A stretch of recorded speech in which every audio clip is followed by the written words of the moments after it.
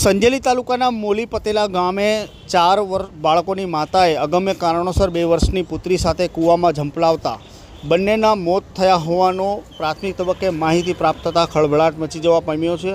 સંજેલી તાલુકાના મોલી ડુંગર નજીક આવેલા પતેલા ગામે રહેતા સવિતાબેન ચેતનભાઈ સંઘાડાનો પરિવારના સભ્યો રવિવારે બપોરના 12 વાગ્યાના સુમારે ખેતરમાં કામ કરવા ગયા હતા। તે દરમિયાન તકનો લાભ લઈ ઘરેથી 4 વર્ષની માતા સવિતાબેન કોઈ અગમ્ય કારણોસર ઘરેથી થોડી દૂર આવેલા અવાવરૂ કૂવામાં પોતાની 2 વર્ષીય પુત્રી સાથે ઝંપલાવ્યું હતું।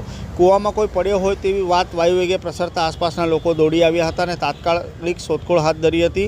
ઘટનાની જાણ થતાં પોલીસનો કાફલો ઘટના સ્થળે દોડી આવ્યો હતો અને ભારે જહેમત બાદ બાળકી અને માતાનો મૃતદેહ કૂવામાંથી બહાર કાઢ્યો હતો, પરંતુ કૂવામાં પાણી વધુ હોવાથી માતા કૂવામાં છે કે નહીં તેની શોધખોળ હાથ ધરી હતી, પરંતુ 3-4 કલાક વીત્યા બાદ પણ માતાની લાશ મળી ન આવી હતી। માતાની લાશ શોધવા માટે ફાયર બ્રિગેડના તરવૈયાઓની ટીમને બોલાવવામાં આવી હતી। ત્યારબાદ સાંજ પડતાં જ બિલાડી અને તરવૈયાઓની મદદથી માતાનો મૃતદેહ મળી આવ્યો હતો।